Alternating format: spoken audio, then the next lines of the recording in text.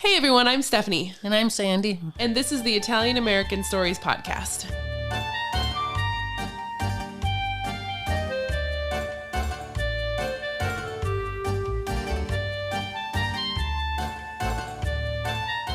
Okay, well, today's story is kind of a spur of the moment. All of a sudden, I thought about this, and so here Mom and I are. Yeah. So my papa, my grandpa, Mom's dad, he would have turned 100 years old on April 15th. Yeah, that's a mile marker. Oh my gosh, it's crazy to think about. And so yesterday, my husband and I were out running errands, and it dawned on me that his 100th birthday would be coming up. And I was like, oh, Mom and I should tell his story, because we've talked about telling his story before. Right. But you know, sometimes telling your own family story is almost harder than telling these other stories about people that we don't necessarily know. We've just, found them in newspapers. Yeah, it's personal. It's personal, exactly. So you feel like, do we include this? Do we not include this? Like, I don't ever want to forget this story. And it's just, so I called Mom yesterday and I'm like, hey, I have an idea. Like, do you want to do an episode on Grandpa for his 100th birthday? And she was like, I guess. And so here we are. Yep. So we busted this out, the little script out real quick. And yeah, so we're going to tell the story of John David Smaldone today. Nice. AKA Papa. Right. Because that's what I called him. So, but yeah, so, obviously it's near and dear to our hearts. And just a forewarning, listeners, there will definitely be tears. Doesn't take much. It doesn't take much. So exactly. We choke up on, these stories that we tell of people that we didn't personally know. So this one's going to be a doozy. So John David Smaldone, AKA Papa, and I'm just going to refer to him as Papa from here on out. And then if Mom talks about him, it'll be Dad. It'll be Dad. Yep.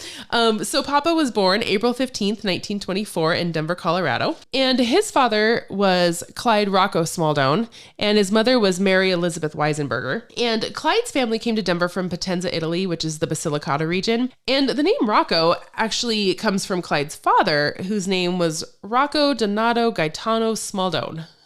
That is quite the name there. Yeah. Clyde and Mary, they were married on January 25th, 1923 in Denver, Colorado. And Clyde, he was a butcher. So about a year after their marriage, Papa came along in 1924. And 2 years later, they had another son that they named Clyde Rocco Smaldone Jr. And he was born on March 9th, 1926. And we have some really cute pictures of the two boys when they were younger that I'll post on the Instagram page. Yeah, those are good pictures. Oh, I love those ones. I love those. Yeah, they're... Oh, actually, I have them on the wall right here. The one of them sitting in the windowsill. Oh, I know. Holding hands is so adorable. I mean, they're both really cute. Then there's another one of them, like, they're wearing, like, little shirts with ties and stuff. But the one where they're in the windowsill, they're wearing, like, these... jumpsuit things. They're so cute. And every time I look at this photo, and I have one that's marked, so I'll know, but I always have to ask Mom, I'm like, which one is Papa? But Papa has the super curly hair. Right. Yes. Okay. So that one in the windowsill is pretty easy to tell, but the one where they're just next to each other. That is a harder one to tell. I look at that photo, and honestly, right now, I can't tell you which one's Papa.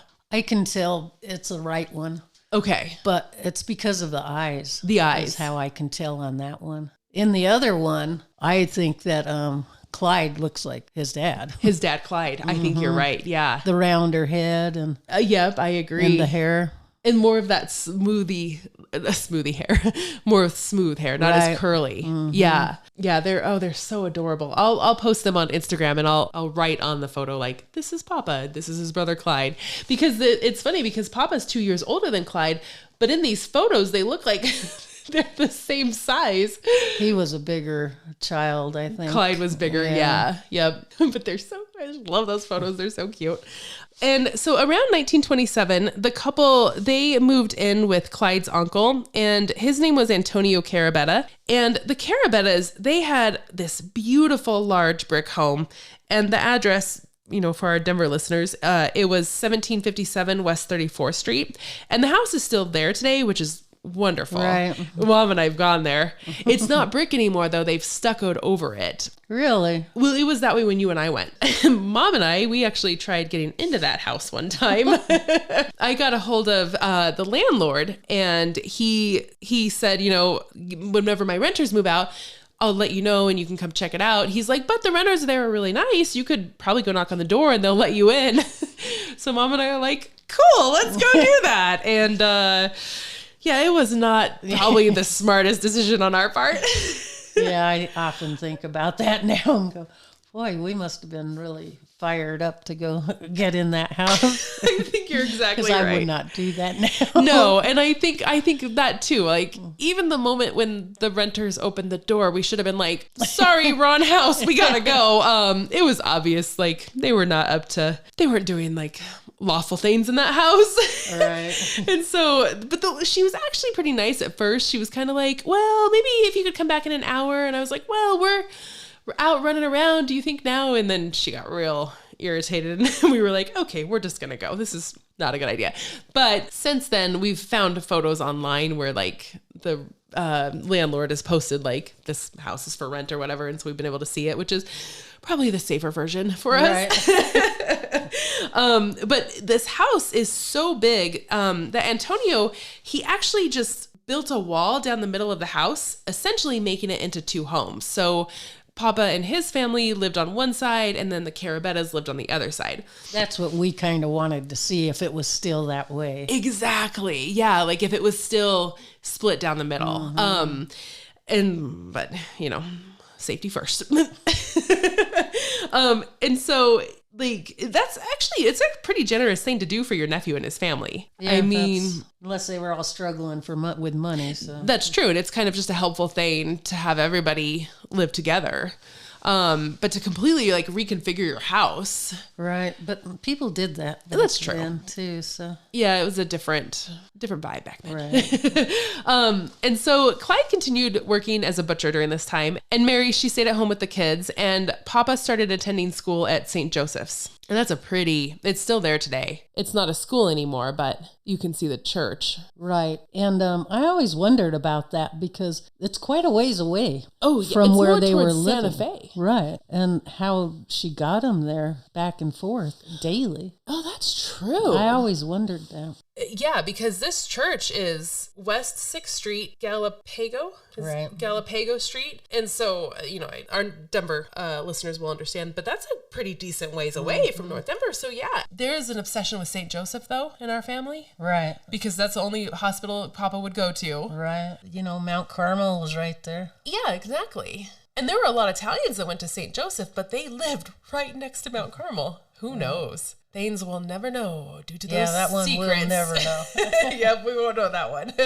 And Antonio's wife, her name was Antonia. And Mom and I have talked before that we kind of thought that maybe Papa actually spent a lot of time with her. Because, if Clyde was out working, Clyde Sr. is out working, and the kids are home, I would bet, she was this old Italian lady, loved to cook. Probably cooking, and Grandma was... His mom was German, and Antonio was Italian. Right, and I'm not sure how much English they spoke. Exactly. So there was a language barrier there, a cultural difference there. Mary was younger too, so I could see her being like, hey, will you watch the kids? I'm going to go hang out at my sister's house or go run errands. And they probably loved the kids. Oh, so. I'm sure they did. Yes, because by this time their kids were Clyde's age, Clyde and Mary's age. So they were out of the house, had their own kids, and so she probably got to spend time with Papa and Clyde Jr. Right. And so Mom and I have always talked about, like, I bet that's a lot of where he learned different recipes and stuff like that. And probably like their grandkids, they were treated. Exactly. Yep. And it's cool because I actually have some memoirs about the Carabetta family. And one of the stories that I always remember about Antonia, I wish I could ask Papa now, like, do you remember this? Is how she would cut bread. So in the memoirs, it talks about how she would take the loaf of bread, press it against her chest, and take the knife and like slice the bread. But her relative that wrote the memoirs would always talk about how it always scared them because she would almost cut towards her chest. And I wonder if Papa ever saw that. Oh, I'm sure he did. Yeah. And in this memoir, it also talks about how like she always had food out on the coffee table for people to eat. And Antonio, he always had coffee sitting on the table, like no matter what time of day it was. Traditional Italians. Traditional Italians right there. And that kind of reminds me of Papa because I always remember him having coffee. So. Yeah, he drank a lot of coffee. He did. He would drink a lot. Not in the evening, though. But... No, but even like into late afternoon sometimes, wouldn't he? I think so. Yeah. And so earlier we talked about how Clyde was a butcher. And I think for the most part he was. However, the Smaldones and the Carabettas, they were known to be bootleggers at this time, which... you know, yeah, making that extra money. Might have been why they were living together too. Exactly. Yeah. But I think that too, because, you know, if they're kind of supporting each other, they're running liquor out of the house, it's, you know, probably easier for them. And it's hard to know the whole story because everything was so secretive. And this time of Papa's life, it was just not talked about. Like his mom didn't talk about it. He didn't really talk about it. It's just kind of been pieced together and secretive, typical Italian family, you know? Right. And actually Papa would run booze across town for his dad and or Antonio, probably both. And one time, so he would get on his bike and have the booze strapped to the bike somehow, or maybe in a backpack kind of thing. One time he got busted by the police and gave the name and address of where he lived. It's funny. And when Clyde Jr. was old enough, he also went to St. Joseph's. And I found a really cute article. It was in like one of the Catholic newspapers here in Denver. And it talked about a Christmas performance that the school was putting on. And in the performance, Papa was playing the accordion and Clyde was playing the guitar. And I just think like, how cute would that have been? Would have been a good, cute picture. Oh my gosh. Like the little accordion and the guitar. It's so adorable. I'm surprised she didn't have that. I know, yeah. Some sort of a picture. I can't find... Well, we have Papa's graduation photo, but that's about the only school picture. Yeah. But sadly, somewhere around 1935, 1936-ish, Clyde Rocco Jr., he had a terrible accident. And this story is one that was really not talked about in our family. I think your dad, my Papa, even said, like, don't talk about this. Don't ask questions about it. Yeah. And so what happened was apparently Clyde was outside playing in the yard. For some reason, I always want to say they were playing catch football or something. That I don't know. Yeah, I don't know where I got that from. But anyways, so he was playing in the yard and he fell down and he hit his collarbone on a large sprinkler. And this ended up breaking his collarbone, right? Did it break it or just hurt it? I think it broke it. I'm not for sure. I just know it was... It affected the collarbone. Yeah. Probably broke it. It probably did. Because back then, these sprinklers... Yeah, they were those massive... and pure metal. It's like, you know, not these plastic things that, you know, if you fall on them now, they'll hurt. But, you know, it hurts his collarbone somehow. And, you know, I'm sure they took him to the hospital, doctors, whatever. And somehow this turned into Clyde having cancer. This is where I always have questions is... How did they determine that it was cancer? What I personally think happened was Clyde already had cancer and they just didn't know about it. And when he broke his collarbone and maybe had to go in and they looked at it, I don't know if they did x-rays then they found the cancer. I don't know though. I honestly don't know. Yeah, I don't understand that neither because I didn't think by breaking a bone you get cancer immediately. Yes. If you even get cancer from that, I don't know. Another thought too is maybe his collarbone got infected. It broke and there was a major infection that was, I mean, we're talking 1935, 1936. Right. And then they thought the infection was cancer. I don't know. But regardless, he was really sick and they took him all over to try and find a cure. And they even took him to the Mayo Clinic in Boston. Did they do that by train? Yeah. Yeah.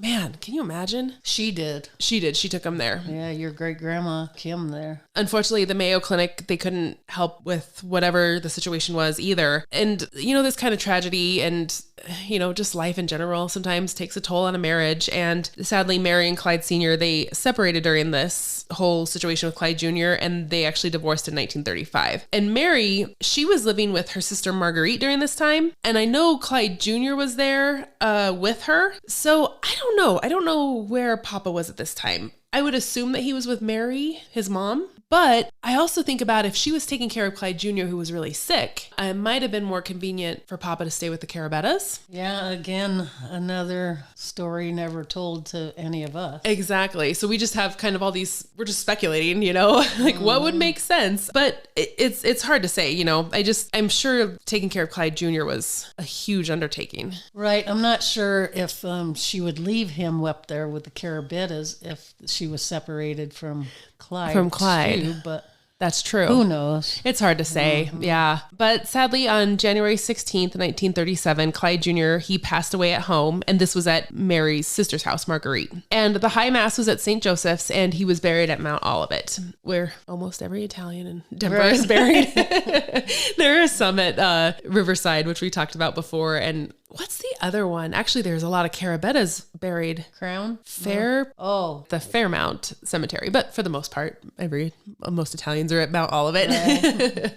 And so it just breaks our heart to think about how much of an impact this had on everybody at that time. I mean, obviously parents, grandparents, papa, aunts, uncles, the Carabettas, actually I've never really thought about that. They knew those two boys. They knew Clyde Jr. really well. Mm-hmm. So, yeah, just like grandkids to them. Exactly. And 1937, how old was he when he passed away? He was born in 1926. So he was 11 when he passed away. Gosh, dang. No, he was 10. He was almost 11 because he was born in March. So he was 10 years old. But, after this, Clyde Sr., I think it was a little too much for him. He ended up moving to California where his parents and siblings had moved a few years prior. So they were all in the Denver area, but something took his parents to California. But Papa and Clyde, they still kept in touch, Right. They were still close. Mm-hmm. So Papa, he graduated from St. Joseph's and then he joined the Navy, but it took him a couple of tries.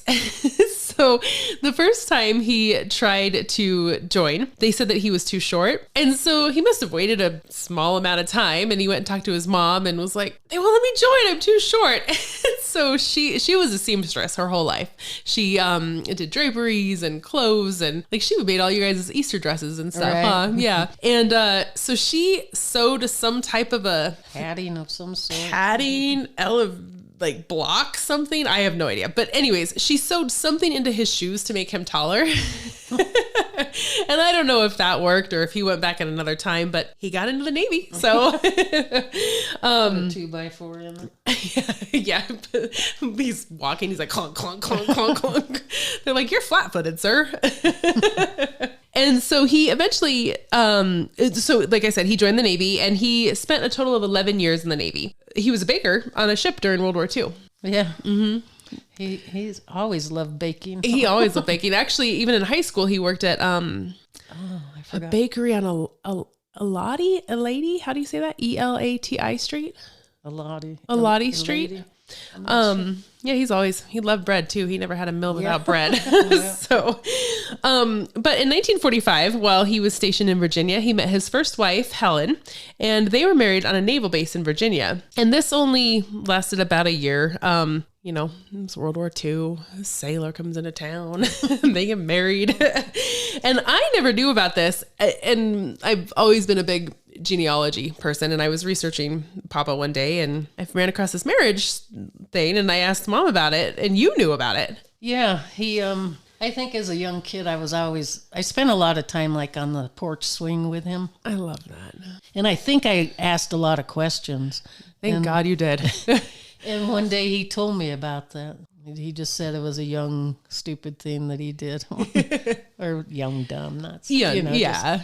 It was a young thing. Oh, yeah. Like we were just talking about, he's in the Navy and goes into the port at Virginia. And I mean, remember they'd have those dances back then. The USS. Oh, the USO? Or? USO dances. Yeah. Where they would put that on to keep the spirits up of our servicemen. So, I mean, what a romantic thought, period of time too. And you're at the dance and I think that was a thing too, that, they'd have somebody to come back to. Yeah. Oh, no, that's a good point. Maybe write to and stuff like that. Exactly. Not feel so alone. Yes. There's an anchor for you somewhere. Yeah. No pun intended with him being in the Navy, but But yeah, I love that you would sit on the porch swing with him and ask questions. I also wonder if you were the only sibling that knew that. That's what I was just going to say. Were you going to say that? Yeah. Like, I remember talking to others Yeah. at an older age. So I don't know if I'm the one that told it. You probably were. Or if he talked about it as everybody got older. Everybody I don't got know. older. Yeah. I just remember that he told me that. He told you that. Because you were one of 7. So, yeah. It makes 3 older than me. 3 older than you. Yeah, that's true. And so they didn't know at that time. So Yeah. because everybody would have known. Yeah. You know how that goes. If Exactly. one child learns something, everybody's going to know. Everybody's, yeah, especially kids. Did you know? Oh, we have to talk about his midget car racing. Oh, yeah. Yeah. So he liked cars. He liked racing. He liked just driving. He was a good driver. And so in the late 30s, 40s, somewhere in there, he did midget car racing in Denver. Right. I wasn't for sure of the dates. I'm not sure of the dates either, but I don't think he raced after he got out of the service. Oh, okay. So that would make sense. Yeah. Too. He was young. And Yeah, because he got married, and we will talk about all that, but then babies started happening. But going back to when he was in the Navy, he would be stationed in California at times, and he would spend time visiting his dad and the other Smaldone family members that had moved to California. And for some reason, I remember hearing this story where he kind of thought about settling down in California when he got out of the service, which is crazy. Like, I can't imagine Papa living anywhere other than Denver. But Mom, you don't remember that. no, I don't. I talked to a relative of a Smaldone relative a few years ago, and I almost want to say I heard that from him, but who knows? I mean, you never know. It could have been. Because Yeah. if he knew his dad, if he knew Clyde. And Yeah. And actually he did know Clyde because he told me how Clyde passed away. I never knew that because in 1952, Clyde Sr. at the age of 51, he passed away at his parents' house. And so it was actually in California. in California. Yeah. And they had like a guest house in their backyard, and that's where Clyde was staying. And for about a week, he was just kind of feeling under the weather. And his sister came out and checked on him one day and, was like, "Are you doing okay? Do you need anything?" And he was like, "Will you just go get me a cup of coffee?" And so she went in the house and got him a cup of coffee. And when she came back, brought him the cup of coffee, he had passed away. So Wow. I know. And it was determined to be a heart attack. So I know that there was a funeral, but I don't know if Papa made it back to the funeral. He did? He did. Okay. He got the leave and went back. Oh, good. Well, I remember that story, but Okay. that's all I remember. That's all you remember? Yeah. Well, was probably good because he was able to see his grandparents at that time. So Right. that was probably the last time he saw them because I think they passed away shortly after that. So Yeah. that same year in 1952, Papa married his second wife, Margaret, which is my mom's mom. Your grandma. My grandma, yep, in Boston in 1952. And the story goes that you're going to probably have to help me out with this one. They met at Fenway, right? Is Fenway the Red Sox? Yeah. Okay. Your grandma was a big baseball fan, and Okay. she said she always was at the Fenway Park watching the Boston Red Sox. Okay. And Grandpa happened to be, your grandpa happened Yeah. to be there one time, and they met up, and That was all she wrote. That was it. That's kind of a cool story, though, Yeah. meeting at Fenway Park. And then here's another thing that I remember hearing about, and I could be way off on this. So they got married in Boston, but they weren't married in a Catholic service in Boston, right? Right. And so what happened when they got back to Denver? Well, that was when Grandpa was getting into church, St. Dominic's and Yeah. everything. And I think he wanted to get married In a Catholic. in a Catholic, or maybe you had to, because he wanted to join the parish and be a member of the parish and everything. Okay. And so my mom started taking some sort of classes with Okay. the priest so they could get married and be Catholic. So, but I remember my mom saying, what one of her classes, the priest looked at her and said, "Mrs. Smaldone, I really don't feel that you want to be a part of this." And so she said that she told him the truth, that she didn't. And that was the end of that. So Oh, wow. So apparently you didn't have to be married, or they changed that because your grandpa got into the Catholic Church. Yeah, he was a holy officer at Right, St. Dominic. yeah. So something must have worked out for him. Right. And this was all back in Denver. So I don't know if I said this before, but they got married in Boston and then came back to Denver. Right. Yeah. So, okay, good. I'm glad I didn't remember that incorrectly because I was like, I want to say that they was got. right. Yeah. That was all that I remember That's all of you the remember. story. Yeah. so. And there could have been more, maybe. Right. Maybe she ended up finishing the classes and Right. you just never knew about that. When they first moved to Denver, and you're going to have to help me out with this story again too, they lived in a little house. On Sherman. Okay, thank you. I couldn't remember if it was Sherman or Santa Fe. And that was when they had their first of 7 kids. Right. John Jr. John Jr. Yeah, so that was the firstborn was John Gordon Smaldone, but he went by Jay. And he was born in March of 1954. Yeah, and I always remember the story being told Sherman Street is, you could see it from Spear Boulevard. I think it was a Pizza Hut being put in by where they lived, and they were paving the parking lot.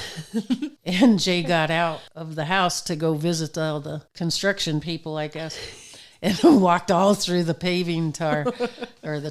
Yeah. And came in to the house, and it was a mess. And he had to have been pretty little. He was. Yeah. But he was old enough to walk. Okay. And she said it was a mess. He had it all over him. Can you imagine the construction workers? I know. They were probably like, what the heck is happening? Where's this mom? Where's the mom at? And so they lived there for quite a while. And then they bought their first house on Raritan Street. And this is in the Sunnyside neighborhood in Denver. And that was North Denver. And it's kind of one of the older Italian neighborhoods in the Denver area. And so that's where they lived, and they just kept on popping out kids. In fact, that's where you were born, right? At the not there, but like they were living there at that time. Yeah, I don't really remember much of that house except for I remember them building a fence, and I remember the basement, and there was this big chair, and it was painted blue, and that chair kind of traveled with us all the time. Oh, how funny. Like wherever you guys went? Yeah, when we had the house on Quitman, and I'm left-handed, so I always got the end of the table to sit at. Because you were the only left-handed kid. Right. And that was always my chair. Oh, the blue chair. Nice. That's cute. Silly story, but... It's funny how you remember those little things. Now, didn't Kathy get her arm stuck or something at the Raritan? So mom's... Her head. So mom's older sister, Kathy, you guys had like the wrought iron. There was a fence of the story that I remember. Okay. Close to the house. I don't know if it was somebody else's fence. Yeah. But it's that wrought iron fence. Yeah. You know, where they're probably maybe, I don't know, inches apart, but she was little and she got her head stuck in there. They had to call the fire department. Kathy probably caused your dad, well, I know she caused him a lot of worry because, I mean, I'm sure getting the phone call of like, Kathy's head stuck in the iron fence, we got to call the fire department. But later on in his life, he had a heart attack and was at St. Joseph's. Oh, yeah. And you guys were doing something on bicycles, weren't you? Yeah, I was in the house, but Kathy was out with the neighbor girl riding on the handlebar. The neighbor girl's father was building a garage, so it was all rock and gravelly, and it was a mess. And actually, your grandma was on the phone with Papa at St. Joseph's. Okay. While Kathy came running in the house, bloody. Because she fell off the handlebars. Flipped off the handlebars and into that gravel. Oh my gosh. And I always remember my mom's like, I gotta go, and just hung up the phone. And Kathy's eyebrow was torn, hanging down over her eye. It was a mess. Yeah. Papa found everything out about it. The hospital had said that he had another minor heart attack right after she had hung up on the phone call. Yeah, because I think, I remember hearing this story. You've told me this a million times. I think she was like, oh my God, Kathy, yeah. I gotta go, and just hung up. And so he obviously knew like something bad has happened, and it sent him into another heart attack. Kathy was okay. She had stitches and stuff. Yes, yeah, Kathy, it was just a minor. And Grandpa got better. Yes, he got out of the hospital and it was fine. So after the Raritan house, you guys moved up to the North Denver area, which you guys were in the North Denver area, and you moved a little ways away from the Little Italy area at that time, just a little bit more west. Yeah. And this was on Quitman Street. Right. I don't know. Like you think of North Denver, think Little Italy. Like it was literally like a stone's throw away from that area. Yeah, it wasn't far. No, not at all.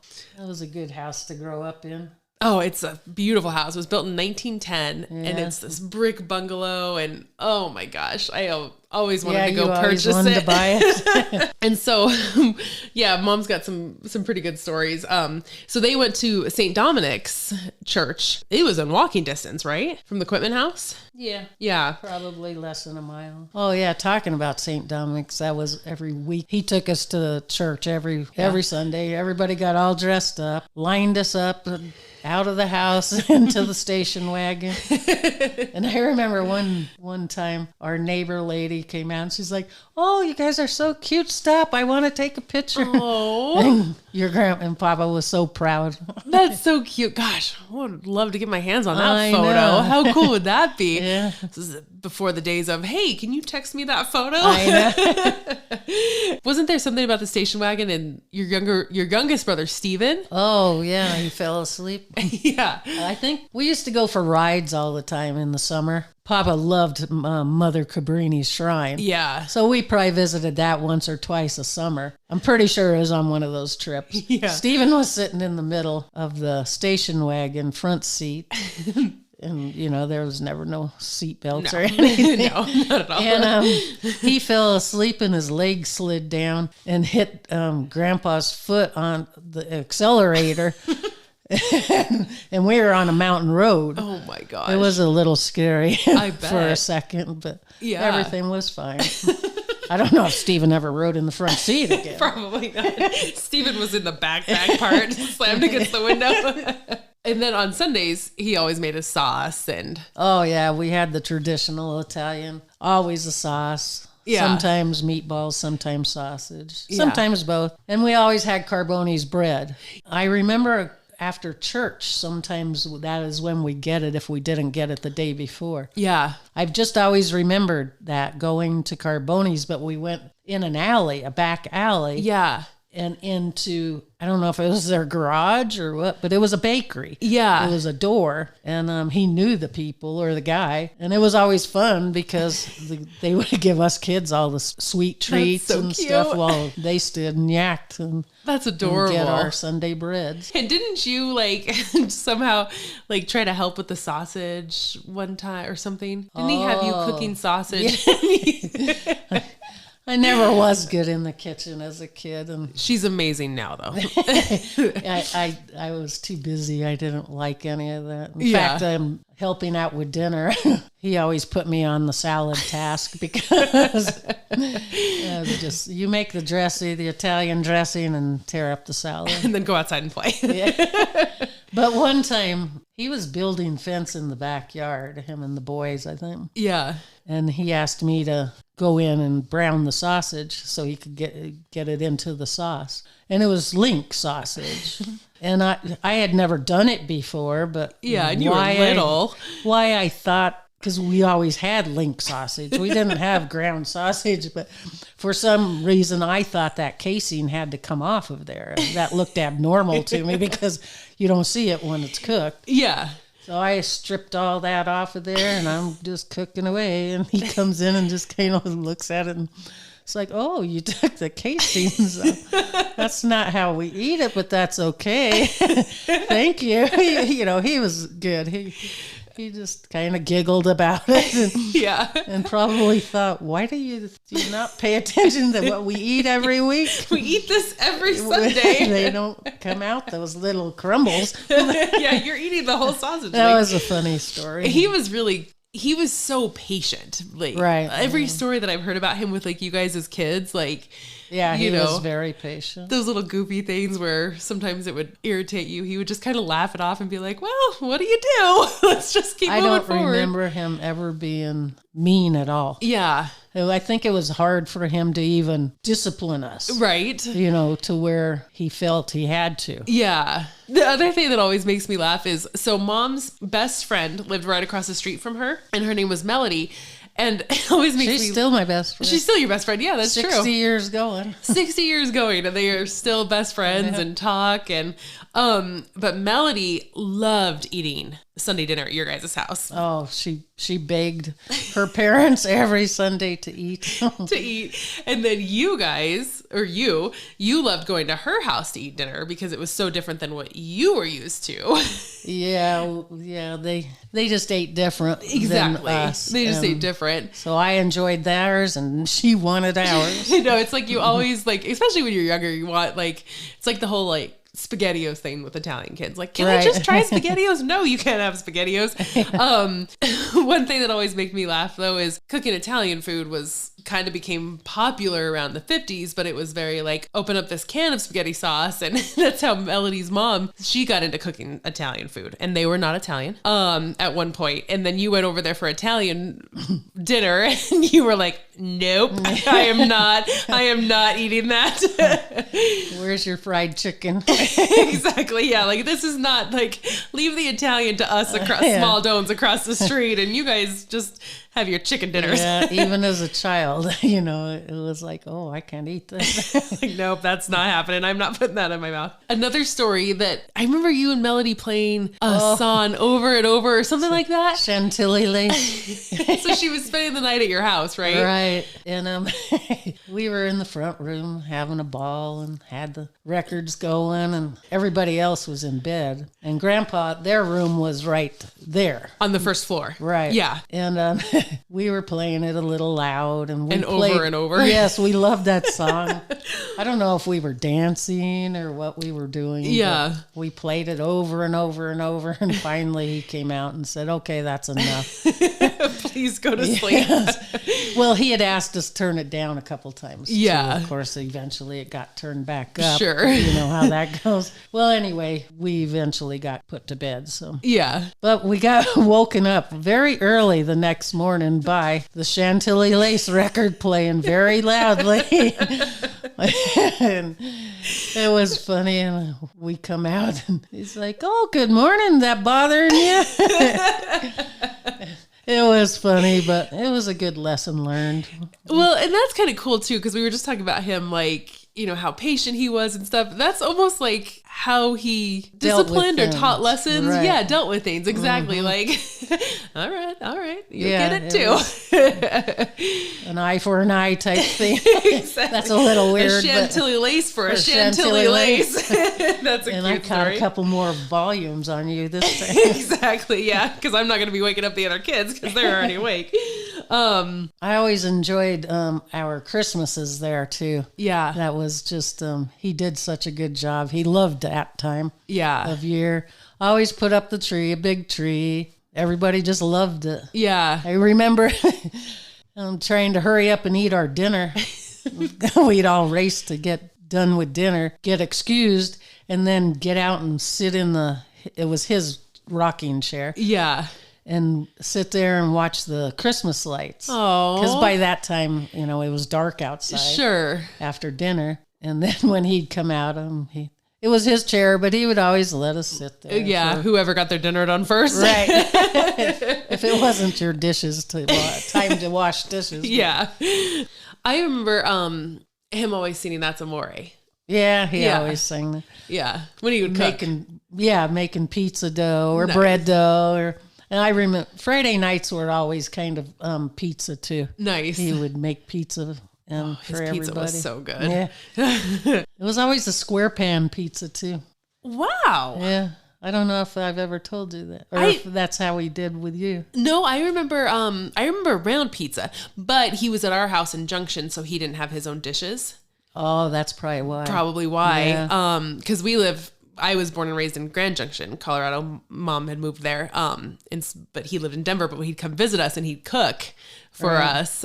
He'd have to bring his own spices though, because Grand Junction, we've grown a lot. We're a lot bigger now. But at that time we were a small town, and he was like, Grand Junction doesn't have the right Italian spices. And he'd bring his own spices. He brought his own stuff, cheese, spices. He's like, yeah. Well, there was no Italian. Well, there was a couple Italian markets here, but I don't know at that time. They might have been closed at that time, yeah. Because our little Italy in Grand Junction died out, but he'd bring all of his own ingredients to cook us food. He was a true Italian traveler. Yeah, with all of his spices and cheese and suitcase and his Italian bag of food and spice. Exactly. And speaking of Christmas, your sister Mary, so my Aunt Mary, at Christmas, Papa would always have her help because she was the oldest sister, so she was the second born. He would always have her help make Christmas cakes. And so like they were different, the fruit cakes, probably like panettone. I remember that. Do you remember those? Yeah. Yeah. And so she was like, I'd always have to help him and wrap him in foil and then take him to the neighbors. Yep. Yeah. Well, that's right, because that is what. And you remember it too. Right. Yeah. Mm-hmm. Every year he did that. But when she got older, it kind of became her job. Oh, that's probably why I kind of remember her telling it like, and then wrap him in foil and then take him to the neighbors. But she did like to cook and stuff. Well, she still loves to bake too. Right. So I remember always trying to get the dried fruit and eat it. I wanted the cherries. Oh, yeah. And Mary was always like, Sandra, stop that. They're like, go make the salad. Leave us alone. Yeah. That's cute. Yeah. I love that. Oh, speaking of Mary, I don't know why I have this on my brain too. I remember her telling me when she was starting, like she learned how to drive and then she got her driver's license, he would always have her go get licorice for him at the store. Because, you know, when you're 16, you're like, oh yeah, I'll go drive. And I remember you actually did that to me a few times. Mom would be like, are you hungry? And like, you know, those dates where we don't feel like cooking or whatever. And I'm like, yeah. And Mom's like, you should go get us whatever. And I'm like, oh, okay. But when your kid's 16, you can entice them of like, hey, you could go drive on your own. Right. Yeah, he loved licorice. Actually, I love licorice. You do. And I think I was the only one out of all of us that liked licorice. Mm-hmm. It's probably what you guys would sit out on the porch and have your conversations and eat your licorice. That's probably why I was there all the time. Yeah, exactly. You got some licorice? I got some questions. Like, let's see something in your pocket. Yeah, exactly. I remember also he was a truck driver for Rio Grande. He always wore jeans then, and he always cuffed them. Lots of times that's where he would drop his cigarette ashes because he smoked into his cuffed jeans. That's hilarious. Aunt Mary remembers that too. Yeah, that's so funny. I wonder, like, why didn't he flick him out the window? No, sometimes this would be in the house too. Oh. I don't know if it was just like a joke and then he'd rub the jean a little bit. That's hilarious. And, or if he wasn't near an ashtray. Oh, and so he was like, oh, I've got one built in right here in my pants. But I think that was a thing back then too. That people just did. Guys. Wow. It was just, you know, he always used an ashtray too. But sure. It was just something. Such a different, like, that's crazy. Could you even imagine that right now? You'd be like, what are you doing? Or smoking in the house. Yeah, smoking in the house, exactly. So we were just talking about him working at the railroad, but I know he worked for Tip Top Drapery. When did he start that? Right. Actually, after he had his heart attacks, they suggested him get a different occupation. Okay. Grandma, your great grandma, the seamstress. So his mom was friends with Russell and Betty that had Tip Top. Okay. And when Russell passed away suddenly, actually, Papa used to help Russell hang rods, drapes, and stuff a lot when they got real busy, when the shop got busy. His mom, you know, made slip covers for the Tip Top Drapery and drapes, and when they got busy also. And so after Russell passed away, that's when Papa went to work there. Okay. And did that for several years, many years. Yeah. Yeah. Even when I was born, he was still with them. Yeah. And I was born in 84. So just dated myself on the podcast. That's great. Yep. I'm 40 years old. And so there's this funny story because you moved out, when you were 18 or whatever. But your second apartment that you were wanting to get, wasn't there like a funny story connection there or something? Yeah. Well, there was this brand new apartment building on 38th and Wadsworth. Behind Vanola's. Yeah. Right behind Vanola's. Which is an Italian grocery store marketplace here in Denver. The Smaldones owned it. Yeah. I think it was Eugene Smaldone. Yeah. Who's like distant cousin of ours. Right. Yeah. I really loved that apartment. Yeah. And, but it was a little bit more money than I could afford. And so I went and was telling Dad about it, and he's like, no, yeah, those are his. Yeah, you can afford it. I'll help you out. Just go get it. And I lived there until moved Grand Junction with your dad. Yeah. Because you met my dad in Denver and, now, wasn't there a baloney story or something? Oh, gosh, yeah. So my dad was from Oklahoma. He had moved up to Denver, and that's how my parents met. He's very, very cowboyish. Right. And so one time you guys were having, because my mom and dad lived together in that apartment, right? Right. Okay. And so you guys were going to have your dad over for dinner, and my dad, who's from Oklahoma, was like, I'll cook dinner. Yeah. And he chose a big old block of bologna to barbecue out on our little patio. Oh gosh, I was like, you can't do that with my dad. They can't come over and eat barbecued bologna. He doesn't eat that anyway. Yeah. And your dad swore to God that he'd convince everybody that it was the best stuff in the world. Well, your papa, being your papa. The nice guy. He struggled through it. Just kept eyeing me a little bit like, I don't know about all this. Like, what is happening? But he got through it and all was well. You were probably dying inside. I was probably shaking all the time. Because I could not convince him. I'm like, no, we're going to just have some steaks. No, I know I can convince them he'll love this. You're like, oh my gosh. So after working at Tip Top, so he was working at Tip Top, and then early 80s, they sold the house at Quitman. And then he moved kind of closer to where his mom was living. So she lived more like 4th and Emerson, so closer to the downtown area. Yeah. Yeah. But she was in her 80s at this point, and so you guys were all out of the house. He sold, he didn't need that big house anymore. And so he moved closer to her.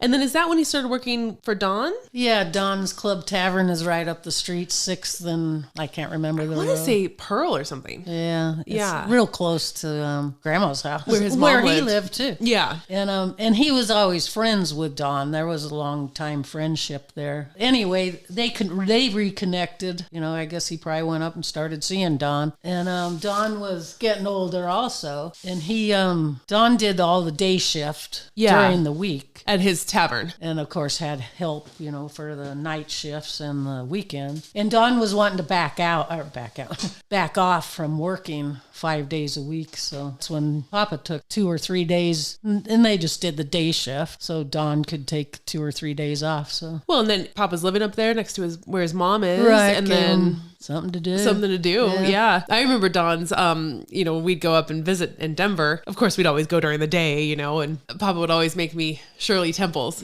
with all the cherries. And then, there's old guys, I'm sure some of them were Italian, sitting around the bar, and he'd be like, give my granddaughter some quarters so she can go play pinball. And so I'd have all these quarters and Shirley Temples and play pinball. And that's what I always remember about Don's. Yeah. Oh, there's one more story I want to kind of go back to my dad. You went back to Oklahoma with my dad to visit him or something. Oh, when I first met him. Yeah, when you first met my dad. Yeah, and he lived in Oklahoma. I met him in Denver. before. Yeah. But he had went back to Oklahoma. Okay. And then, and so Melody and I had an apartment together. This is before the Smaldone apartment on 38. So I flew out to Oklahoma. And of course, I didn't tell anybody. and your papa was calling just to check on me, Yeah. And Melody would make up all these excuses all the time. Well, I guess apparently he caught on, so he started calling every day, which, he didn't do that back then, but he knew something was going on. Yeah. So, and then when I talked to Melody, she's like, something's wrong because your dad is calling every day asking for you, and I have to keep making these excuses. Well, anyway, I don't remember how long I stayed in Oklahoma. It was probably 3 or 4 days, and came back, and then I had went over to visit Papa. Yeah.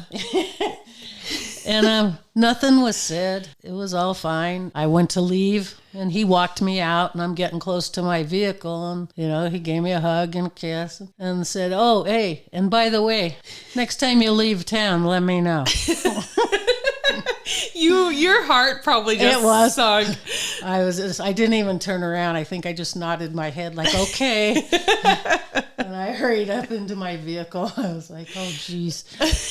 I was young. Yeah, those things you do when you're young. But yeah, so then you and my dad, you guys moved to Grand Junction, and right. And then in 95, his mom passed away, and they were close. Like right. I know we talked about her a lot earlier, but throughout their whole life, they were close. I mean, right. Italian son, his mom was everything, and he always, took care of her. And so she passed in October of 95, and then he moved down to Junction where we were that following spring, right? Yeah. Yeah. His plan was to move down and, just live in Grand Junction where we were. And sadly, he didn't live much longer after this. He had cancer, and we think he knew, right? I think he did. Yeah, I think he knew he was sick. I don't think he knew how sick he was, but I think he knew he was sick. So he got to Junction, and you're gonna have to bear with Mom and I we're choking up a little. So he gets here, and then, one thing led to another, and we found out that he had cancer. And so we took care of him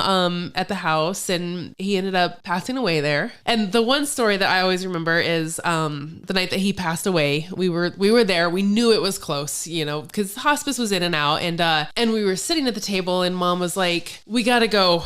And he was in one of the bedrooms, and Mom's like, we need to go back in the bedroom. And we had just left the bedroom. And so we were kind of like, it's okay. Like, we were just there. And Mom's like, no, we need to go back in. And we went back to the bedroom where he was. And then, gosh, within maybe a minute or two, with all of us holding his hands, he passed away. Yeah. I'm glad we went back in and was there. Me too. You had that gut intuition feeling like we need to be there. And so I'm so glad we did too, because we were there. We were able to be at this very last moment and hold his hands. And yeah, so that's all we're going to spend on that one, because Mom and I can barely get through this right now. So, but yes, so in July 11th, 1996, he passed away. And all of the siblings had come down. So all of Mom's siblings had come down and spent time with him at the house and stuff. So he was 72. And I mean, it was heartbreaking for all of us. And we, of course, would have wanted longer with him, but at least he was able to be at our house with us, and all of his kids got to come down and spend time with him. And I'll never forget Mom. She pointed out this interesting fact that his mom died in October of 95, and he basically only lived 9 more months after that. And that's interesting. I always thought that was so interesting. It's like he lived his whole life only with her. Right. Yeah, because, he had 9 months in the womb, his whole life with her, and then she passed, and then only 9 more months later, that's all he lived. So it's just an interesting thing to think about, especially because they were so close. And he always took care of her. And,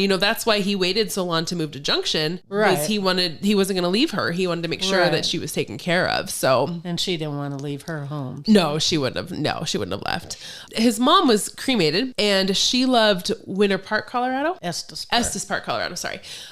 Her ashes were taken up in a helicopter and spread over Estes Park. And so Papa, he was cremated as well. And after he was cremated, Mom was like, I feel like we need to reunite him with his mom, because they spent their whole life together. They were so close. And so then Mom and I, one time, we took Papa's ashes to the river and put them in there, knowing that somehow they would meet up.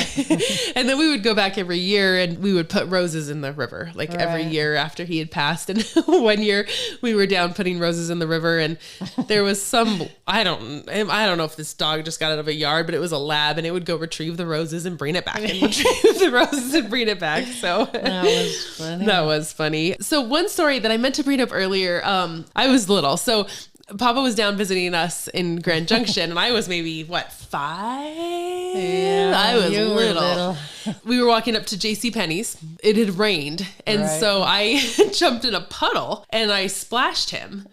Big time. Big time. Yeah, I just jumped in the puddle and soaked Papa. Not purposely, you're just little kid. Just and little there was kid. a puddle. You Yeah. jumped in it. And so I jumped in the puddle, and he probably just laughed it off. And He did. and so we go Because I in. was like, Stephanie. What are you doing? And so then we go in and we go shopping, and then we're coming back out to the car, and then he jumped in the puddle and soaked me. Yeah, he thought that was so funny. It was funny because you just kind of looked at him like, oh my. Like, wow, I've never had an adult do that to me. I think you wanted to jump back in and then have a game of it. Oh, and yeah. I stopped that. So. You're like, okay, you two, we have to go home. Let's not go home soaking wet. And actually later on, my freshman year in college, Right. I was taking a creative writing class, and we had to write a personal creative story. And I wrote a story about that. Yeah, Puddles. Yep. It's a cute poem. Is it a story or a poem? I can't. Yeah, it's been a while since I've seen it. So I can't remember either, and it's been a long time since I was a freshman in college. actually, it is a story. It is a story. Yeah, I thought it was too. So It's such a good memory. it's when I think of Papa, I think of puddles. Right. I also think of coffee and orange juice for some reason. I don't know why, but I also remember, after he passed, like I always knew we were Italian. Papa always made that, clear, like we're Italian, he would cook and all of that kind of stuff. But I remember like after he passed and I was 11, I just knew like something was lost. And I'm sure, of course, you did because, you had spent your whole life with him like he was your dad. I knew our family had lost someone and something important too. And I remember maybe it was that same summer or the next summer, I had this obsession with making sauce. Do you remember that? Yeah. Like I always, because we still had his spices, because when he moved down, of course he brought his spices. And I remember having, and I wish I would have kept those bottles, even empty, just to have like his spices. I think like, even at that young of age, I knew that something was lost. So I was almost trying to regain it through like, these are his spices and I'm going to try to make this sauce. And you've kind of always been like that. I was so proud that you were doing that too. yeah, because And, I was like 11 and 12. You love your Italian heritage. Yep. Yeah. Well, I got it It's from you. I instilled mean, in- you sat on the front porch and asked him questions. So Yeah, he would have loved that. Oh, he would have I loved miss that. him. Yeah, me too. I miss him too. But Mom and I better call that good because our voices are getting a little shaky and our eyes are getting a little watery. Well, happy birthday, Dad. Happy birthday, Papa. Well, we hope you enjoyed listening to the story of John David Smaldone, and we hope you come back to listen to more stories about Italian Americans. See you next time. See you next time.